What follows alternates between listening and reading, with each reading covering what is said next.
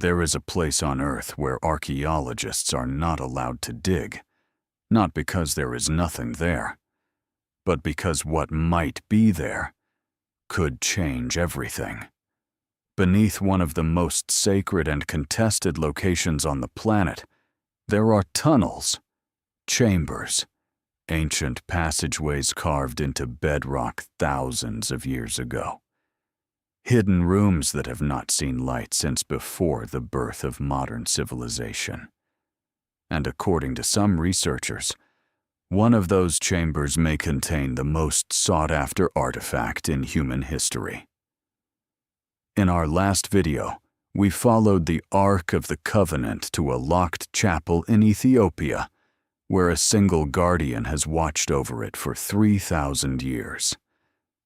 But there is another theory, one that doesn't require the Ark to have traveled anywhere at all. One that says it never left, that it is still where it always was, buried beneath the city of Jerusalem, beneath the most politically explosive piece of real estate on Earth, waiting in the dark while the world above argues about who owns the ground. The question is not whether something is hidden down there. The question is, who decided nobody would ever find out? And why? There are places in this world that carry the weight of history so heavily that the ground itself seems to press down on you. The Temple Mount is one of them. It sits at the center of Jerusalem's Old City, a raised stone platform, roughly the size of 20 football fields, built up over centuries by kings and conquerors and empires that rose and fell around it. At its center stands the Dome of the Rock, one of the most recognizable structures on Earth, its golden dome catching the light above a city that has been fought over for 3,000 years. At its southern edge sits Al-Aqsa Mosque, the third holiest site in Islam, where over 1 billion Muslims direct their prayers, and beneath all of it, the oldest foundations in the world. The Temple Mount is not simply a religious site. It is the place where, according to Jewish tradition, God gathered the dust to create Adam, where Abraham was commanded to sacrifice his son, where Solomon built the first temple to house the Ark of the Covenant, where the second temple stood for centuries before the Romans tore it down in 70 AD. It is a site so sacred to 3 of the world's major religions, Judaism, Christianity, and Islam, that its political status has shaped wars, treaties, and the entire architecture of Middle Eastern diplomacy for over a century. And beneath it, carved into the bedrock by hands that lived thousands of years before anyone alive today, there are rooms. We know they exist. We just don't know what's in them. To understand what might be hidden beneath the Temple Mount, you first have to understand what was lost above it. We covered this in the Ethiopian Ark video, but the key fact bears repeating here, because it is the foundation of everything that follows. When the Babylonian king Nebuchadnezzar destroyed Jerusalem in 586 BC, he tore down the first temple and carried off its treasures. The Book of Kings gives us a detailed inventory of what he took: the golden lampstands, the bronze pillars, the silver basins, everything of value that could be moved. The Ark of the Covenant is not on the list, not taken, not destroyed, not mentioned at all. This is the silence that has haunted biblical scholarship for over 2,000 years. If the Babylonians had found the Ark, the single most sacred object in the Israelite world, the throne of God himself, they would have announced it. They would have carved it into stone. The humiliation of an enemy's most holy object was the ultimate act of conquest in the ancient Near East. They said nothing, which means one of 3 things is true. Either the ark was destroyed in a way so complete that even the Babylonians didn't notice, or it had already been removed from Jerusalem before the siege began. Or, and this is the possibility that a growing number of serious researchers have begun to entertain, it was hidden, deliberately, by priests who knew the Babylonians were coming and had time to act. Hidden somewhere beneath the very temple they were trying to protect, in the rock below their feet. What most people don't know, what the surface of the Temple Mount gives no indication of, is the extraordinary world that exists beneath it. The foundation of the mount is not solid. It is honeycombed. Over 3,000 years of construction, expansion, renovation, and religious use, the bedrock beneath the Temple Mount has been carved, tunneled, cisternated, and chambered to an extent that modern archaeologists are only beginning to map from the outside using technology, because going in is largely forbidden. The earliest systematic exploration of what lies beneath happened in the 1860s, when a British officer named Charles Warren was given limited permission to investigate the foundations of the mount. What he found astonished him. Working mostly at night, digging shafts from outside the mount's walls, and tunneling horizontally through bedrock and rubble, Warren and his team discovered an elaborate network of ancient cisterns, enormous underground chambers carved into the rock to collect rainwater. He mapped 34 of them. Some were massive, capable of holding millions of gallons, some connected to others through tunnels so narrow a man had to squeeze through sideways. But the cisterns were not the only thing Warren found. He also found passages, ancient corridors cut through the bedrock, leading toward the center of the mount, descending into darkness that his torches could not fully illuminate. Some of these passages were clearly ancient, far older than the Roman or Byzantine or Islamic constructions above. Some led to chambers whose original purpose could not be determined. Warren documented what he could. Then his permission was revoked, and he was ordered to stop. The shafts he dug, now known as Warren's shafts, are still there today, most of them sealed, most of them unexplored since the 19th century. What he was beginning to find, nobody has been officially allowed to continue looking for. In 1947, a Bedouin shepherd threw a stone into a cave near the Dead Sea and heard the sound of pottery breaking. What he had found would become one of the greatest archaeological discoveries in history: the Dead Sea Scrolls.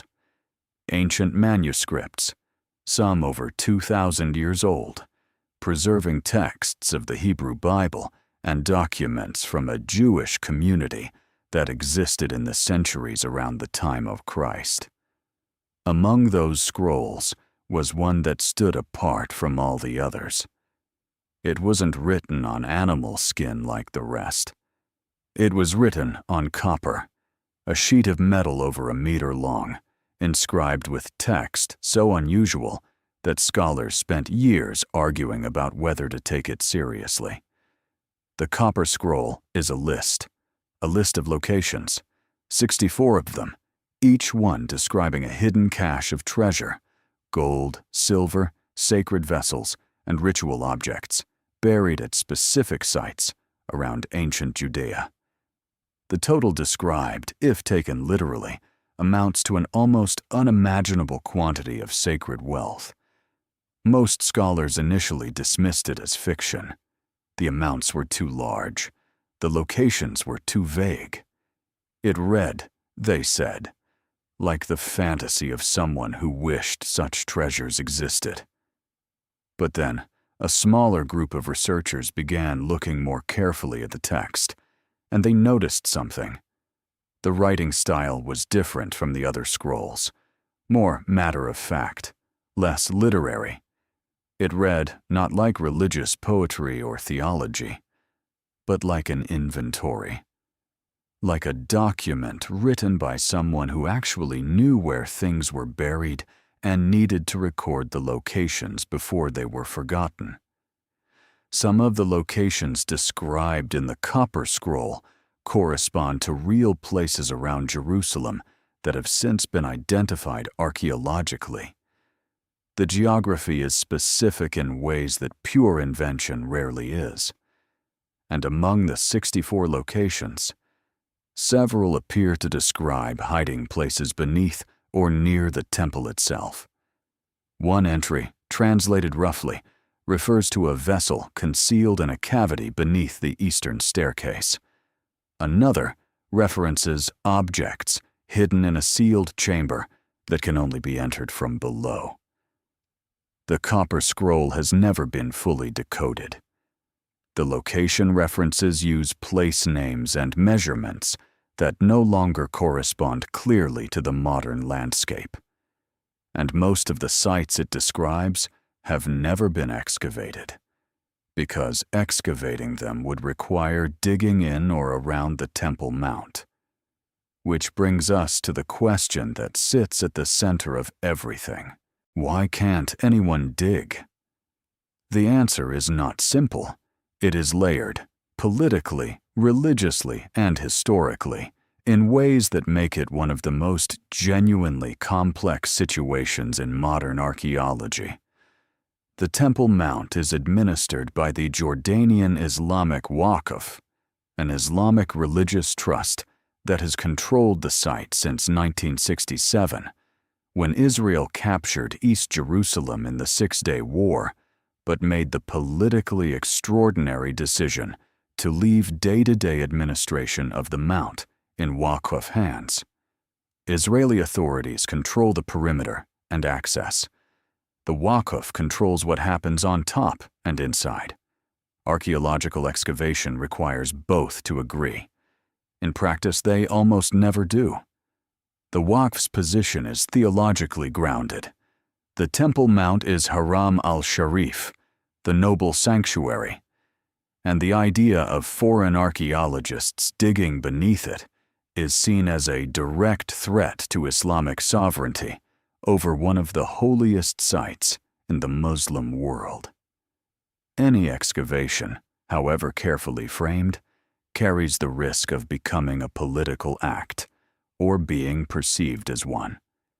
The Israeli position is complicated by the opposite pressure. Significant portions of the Israeli public and religious community see the Temple Mount as the most sacred site in Judaism, the location of both ancient temples, and the place where Jewish religious prophecy anticipates the construction of a third temple. Any Israeli government seen to be too permissive about access risks inflaming tensions. Any Israeli government seen to be too restrictive risks angering its own religious base. In between these two immovable positions sits archaeology, patient, rigorous, and almost entirely excluded. There have been limited excavations along the southern and western walls.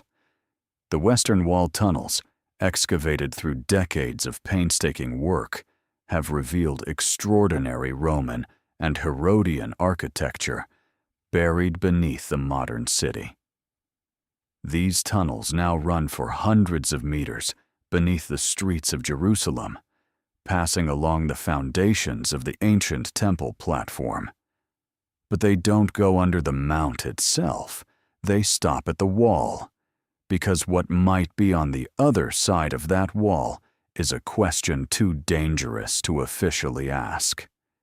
In recent decades, a new set of tools has allowed researchers to begin probing what lies beneath the Temple Mount without touching a single stone. Ground-penetrating radar, seismic surveys, muon tomography, a technique that uses naturally occurring cosmic particles to image the interior of solid rock. the same technology used to map the hidden chambers inside the Egyptian pyramids. The results have been tantalizing, incomplete, and almost entirely unofficial. In the 1990s, a team of researchers conducted a limited ground-penetrating radar survey of parts of the Temple Mount. The survey was not comprehensive, access was restricted, but the results suggested the presence of significant underground cavities in areas where no cavities were previously known to exist. The survey was never officially published. The data was disputed, and the team was not permitted to return. Israeli archaeologist Leon Rittmeyer has spent decades studying the Temple Mount from the outside, analyzing historical records, ancient descriptions, and the architectural evidence visible in the walls and foundations. His work has led him to a specific conclusion about the location of the Holy of Holies, the inner sanctum of Solomon's temple, the room that once housed the Ark of the Covenant. He believes he has identified the exact rock beneath the dome of the rock where the Ark once stood. And directly beneath that rock is a chamber. It appears in historical records. Medieval Islamic scholars who had access to the mount described it. Warren explored its entrance in the 1860s before being turned back. It is sometimes called the Well of Souls, though that name carries its own complicated history. What is inside that chamber today, nobody officially knows, because nobody has been officially allowed to look. This is the point where we have to pause and be honest about what we know and what we don't. The existence of underground chambers beneath the Temple Mount is not in dispute. They are documented. They are historical. Charles Warren mapped dozens of them in the 19th century. Islamic sources from the medieval period describe them. The Western Wall tunnel excavations have confirmed the extraordinary complexity of what lies beneath. What is disputed, what cannot be confirmed without excavation, is whether any of those chambers contain anything significant. The Ark of the Covenant hypothesis is the most dramatic version of what might be down there. But researchers have also proposed other possibilities. Sacred vessels from the first or second temple, the original Torah scroll of Moses, documents from the temple treasury, architectural elements of the original temple itself, preserved beneath layers of later construction. Any of these, if found, would be among the most significant archaeological discoveries in human history. And that is precisely the problem, because confirming that something extraordinary is buried beneath the Temple Mount would not simply be an archaeological event. It would be a theological event, a political event, potentially a civilizational event.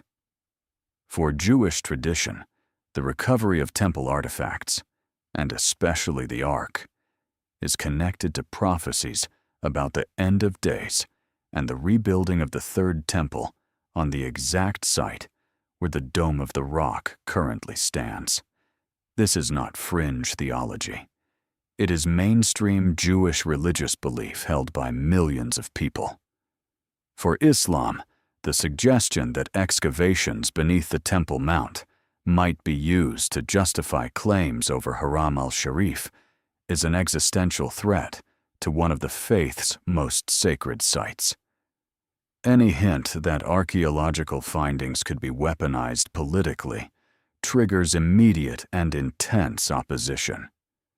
For the governments of Israel, Jordan, Palestine, and every Muslim-majority nation on earth, the Temple Mount is a pressure point of such sensitivity that it has repeatedly brought the region to the edge of war. In 2000, a single political visit to the Mount by Ariel Sharon helped spark the Second Intifada, a conflict that killed thousands of people. This is not a situation where a discovery can be made quietly and processed calmly. Whatever is beneath the Temple Mount, if it is found, if it is significant, will not stay beneath the Temple Mount. It will immediately become the most contested object, site, or revelation in the modern world. And that is why governments, religious authorities, and international institutions have arrived, through different paths and for different reasons, at the same conclusion. Better not to know. Better to leave it buried. So where does that leave us? Beneath the Temple Mount, there are tunnels that have not been fully explored since Charles Warren squeezed through them by torchlight in the 1860s.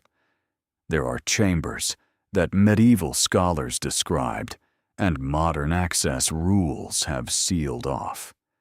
There is a rock beneath the dome of the rock that one of the world's leading Temple Mount archaeologists believes once supported the Ark of the Covenant. And beneath that rock, a chamber that has not been officially entered in living memory.